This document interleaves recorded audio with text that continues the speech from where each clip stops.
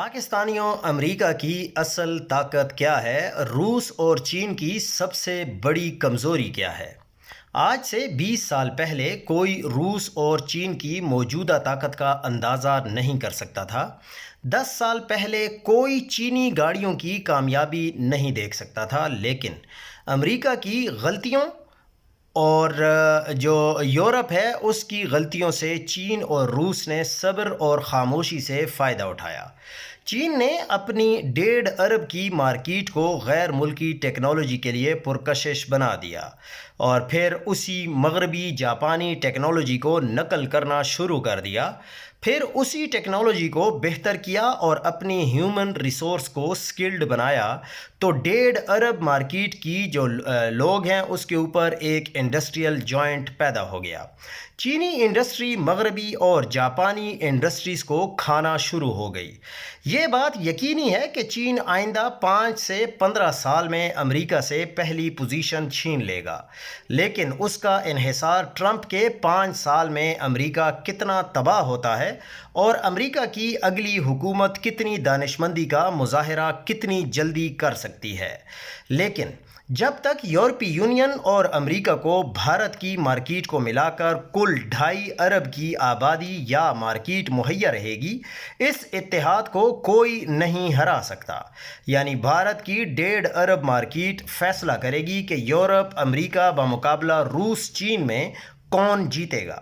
اگر بھارت چین روس کے اتحاد میں شامل ہو جائے تو یورپ اور امریکہ کی موت یقینی ہے۔ اسی لیے ٹرمپ کی بے وقوفیوں کے باوجود آج تک یورپ امریکہ کسی صورت بھارت کو اپنے سے جدا نہیں کریں گے، بلکہ اپنی ٹیکنالوجی میں بھارت کو پارٹنر بنا کر چین روس کا مقابلہ کریں گے۔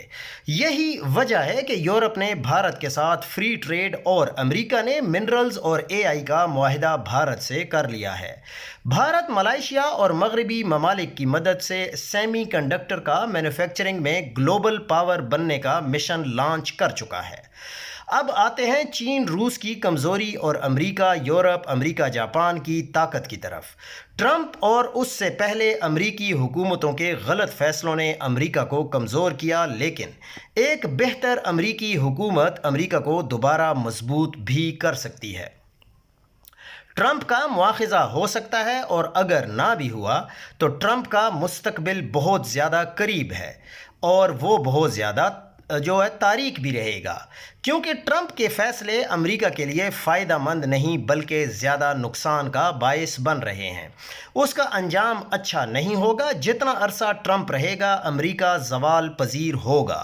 یورپی یونین اور بھارت کا فری ٹریڈ کا جو معاہدہ ہے وہ امریکہ اور چین دونوں کا پیچھے چھوڑ دے گا، اور اگر امریکہ اور بھارت کا منرلز کا معاہدہ چین کو اس فیلڈ میں بیک فٹ پر کر سکتا ہے۔ آج بھی دنیا کی سب سے پرکشش منرل امریکہ اکیلی نہیں ہو سکتی۔ ایسی کوئی بھی پیشن گوئی شاید ہماری تیسری نسل بھی نہ دیکھ سکے۔ یہی طاقت جاپان، بھارت اور یورپ کے پاس بھی موجود ہے۔ جمہوریت ان ممالک کی طاقت ہے جس کی وجہ سے ان ممالک میں عوام اپنی حکومتوں کے پیچھے کھڑی ہوتی ہے۔ امریکہ میں موجود تعلیم، صحت، انصاف، قانون کی حکمرانی، میرٹ، جمہوریت، ٹیکنالوجی اور 35 کروڑ آبادی کو اکیلا کرنا دیوانے کا خواب ہے۔ چین اور روس دونوں کو ہمیشہ سب سے بڑا خطرہ ان ملکوں میں جمہوریت کا نہ ہونا ہے، جو ایک ٹائم بوم ہے اور کسی وقت بھی پھٹ سکتا ہے۔ روس پیوٹن کے بعد کیسا ہوگا؟ بہت بڑا سوال ہے۔ شی جن پنگ کے اپنے آرمی چیف ہٹانے میں اگر مستقبل میں ذرا دیر ہو گئی تو کیا ہوگا؟ یہ بھی بہت بڑا سوال ہے۔ تاریخ میں انصاف، میرٹ، احتساب، قانون کی حکمرانی، مساوات، تعلیم، بنیادی انسانی حقوق والے معاشرے زوال پذیر نہیں ہوتے۔ ان میں زوال لانے کے لیے ان خوبیوں کو ختم کرنا ہوتا ہے۔ اصل سوال یہ ہے کہ اس گیم میں پاکستان کدھر ہے؟ ٹرمپ کے اشارے پر ناچنے والا ملک گیم سے باہر ہو جاتا ہے۔